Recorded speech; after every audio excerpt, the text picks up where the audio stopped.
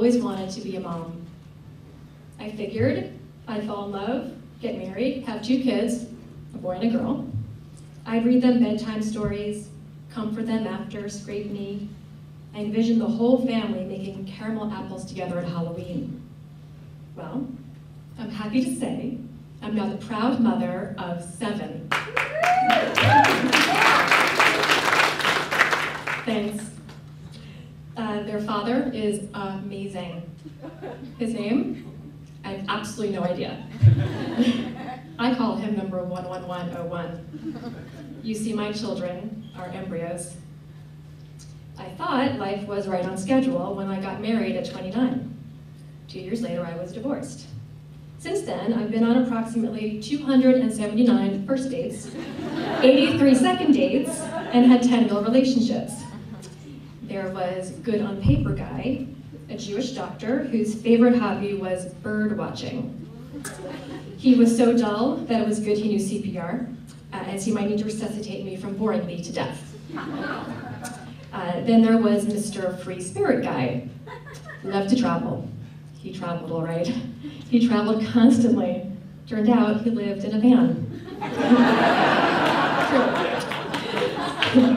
Before I knew it, I was turning 40, and Mr. Right was nowhere in sight. By February 2008, I had been dating for over a decade. I was no closer to caramel apple making and storybook reading than when I was 30. Still, I was determined to keep at it. What I wasn't ready for was a diagnosis of stage 2 breast cancer. I didn't cry as much as you might think. Yes, I had a few tears, but mostly I was in attack mode. Just tell me what I need to do to beat this and I'll do it. I came to terms with losing my breasts to a double mastectomy, losing my hair to chemo, and burning my skin to radiation. I looked my mortality straight in the eye and became determined to live. I felt like a warrior. After my treatment plan was decided, I soon learned of one other side effect. Chemo could put me into early menopause and leave me sterile. One word came to mind: fuck! I had been counting on that year to be the year that I met someone. Going through cancer treatment was going to put a major crimp in my dating life. The fact that I could lose my fertility on top of all that was almost more than I could bear. That's when I cried. I cried hard. My oncologist, the illustrious Philomena McAndrew, suggested that I consider freezing eggs before chemo. And when was I supposed to do that? I was already in the midst of a whirlwind of tests and decisions. I was at the hospital every other day for an MRI, bone scan, a PET scan, a CAT scan, a dog scan, plus all the consultations with doctors and searching for wigs and scarves. How could I possibly add fertility to the already huge cancer to-do list? That night, I was talking to my friend Katie. I can't do it. I can't do the egg thing, it's just too much. She said, Lisa, you've always wanted to be a mom. I just don't want to see you make a decision you'll regret for the rest of your life. I knew she was right. The next day, I called the SoCal Reproductive Center in Beverly Hills. I walk into their office and see 3 sets of couples sitting on couches in the waiting room. I'm the only woman sitting alone. I guess my chances of meeting a cute single guy here are pretty slim. I'm led into Dr. Chang's office, and she tells me a long list of statistics about infertility. Lisa, women's infertility drops significantly between the ages of 40 and 45, blah, blah, blah. I stopped listening until she said something that got my attention again. Frozen embryos have a much higher success rate than freezing eggs. What? Don't embryos require sperm? I'm not even dating right now. Even if I was, it would make for an awkward 5th date when the dreaded, where is this going conversation turned into, so if you don't see us together, maybe see your sperm in 5 years. Dr. Chang suggested I use a sperm bank and recommended the wonderful California Cryobank. That night, very hesitantly, I checked out their website to view some donor profiles. It felt strangely like online dating. Life was so crazy. In a nanosecond, it went from J-date to cryo-date. I entered search criteria such as height, weight, religion, and up popped many options. The first profile I saw actually looked great. It was in that moment that I decided I could do this. I will do this. So I would basically do the IVF procedure, except instead of implanting the embryos, they would be frozen, literally put on ice while I could tackle my cancer to-do list, which had been narrowed down to the bare essentials. 1, don't die. 2, grow hair back. 3, pick up dry cleaning. 4, find my soulmate. As you may know, IVF involves injections, lots and lots of injections. I've had a phobia of needles my whole life. I've fainted in doctor's offices more times than I can count. But yet the fertility process didn't scare me. I was fearless. The nurse explained how to self-administer the shots. It was difficult at first, but after a few days, I became a huge pro at shooting up. One time, I was out of my house when I realized I had to give myself an injection right away. I ran into the nearest office building, found a bathroom, and injected myself while crouching on the floor. If anyone had walked in just then, I seriously looked like a junkie. If junkies had 401ks and Charles David shoes.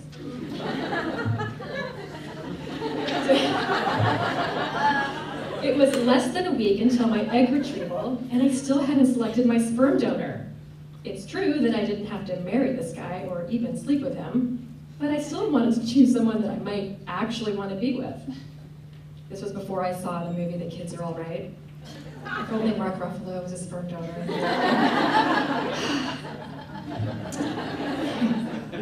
While I'd done some perusing of the cryobank site, I still had a lot of questions. So my good friend Amy and I paid a visit to the sperm bank in West LA.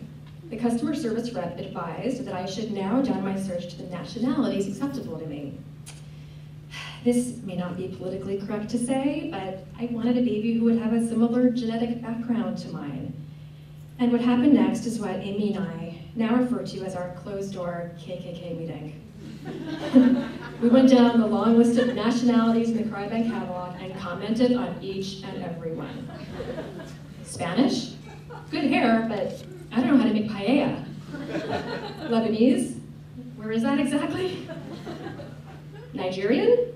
Well, I did find out recently by email that apparently I have a relative in the royal family, and if I send 10K, I'll get $100,000.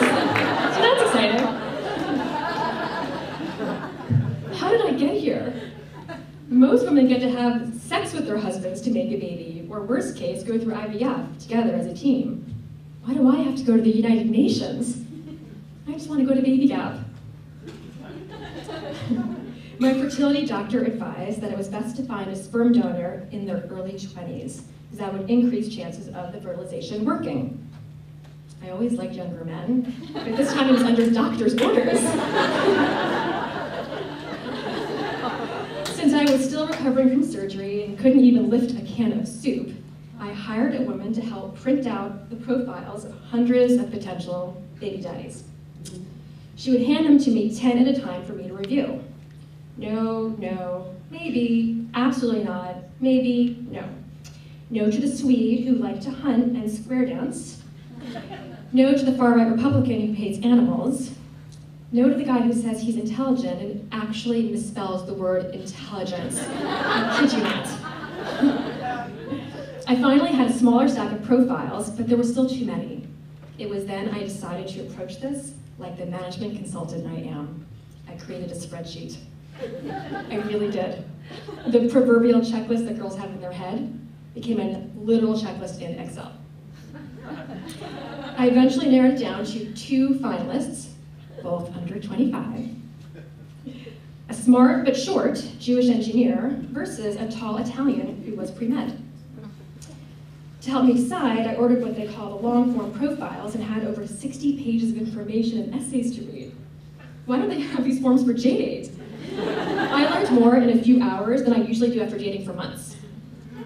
This process was actually better than dating, with no risk of STDs, bad breath, or waiting for the phone to ring. As I read more about the Italian, I started to get a tingling feeling. He got 1,500 on his SATs, was a varsity athlete, he plays 3 instruments, and loves to travel. If that isn't enough, His favorite food is mashed potatoes. My favorite food is mashed potatoes. Perfecto. There was just one more piece of information I could have access to if I wanted. An audio tape of him being interviewed. What if I didn't like how he sounded? I'm the girl that when doing online dating won't call a guy back if I don't like his voicemail. But I had to. It made it feel so much more real. So I got the audio file and very tentatively hit play and held my breath. He began speaking and I welled up. His voice was deep and warm. He was asked by the interviewer where he wanted to travel next, and he answered, the Amalfi Coast in Italy. I burst into tears. I had been planning to visit the Amalfi Coast with friends that summer. Plans that were derailed after my cancer diagnosis. This guy loves mashed potatoes and the Amalfi Coast. Oh my God, he's the one! So, I shunned my 13 years of Hebrew school at Congregation Fair of Israel and purchased 2 vials of my Italian stallion. I immediately called Amy, sobbing, and blurted out, I found my guy! The next night, I'm having turkey and mashed potatoes at Nate and Al's, describing the new man in my life. My friends nicknamed him Marco Polo, and we joked I should take pictures documenting our brief courtship. Me with a canister at the beach, me with a canister at a candlelight dinner, me in a canister slurping both ends of spaghetti like Lady and the Tramp. If only my guy had a mouth, or a face, or an identity. I love the idea, but decided too much time out of the freezer was risky and I didn't want to accidentally defrost him prematurely. Let's face it, premature and sperm are never a good combination. So, my only intimate contact with Marco was when I picked him up from the sperm bank. I walked into the reception area. Hi, I'm here to pick up my sperm. The woman behind the desk was, of course, completely unfazed and hoisted a brown box onto the counter. It was much larger than I thought it would be. Good sign when a guy is always bigger than you expect. I tried to put him in the passenger seat next to mine with a seatbelt strapped around him, but it didn't work. Marco would have to ride in the back like I'm his chauffeur. Driving to Beverly Hills with the father of my future children frozen in the back seat of my car is one of the most surreal moments I have ever experienced. The egg retrieval was a week later and went great. I produced 9 eggs. Even better, Marco did an awesome job fertilizing 80%, giving me 7 embryos, or as my friend Haley likes to call them, totsicles. I had never tested my fertility before, and it was pure joy. I felt exhilarated. Everything else about my cancer journey had been about avoiding death. My fertility experience was all about creating life. I'd been to the moon and back to make sure I could be a mom, and I couldn't wait for the day when I got to read Goodnight Moon. That was over 2 years ago, and I'm now cancer-free.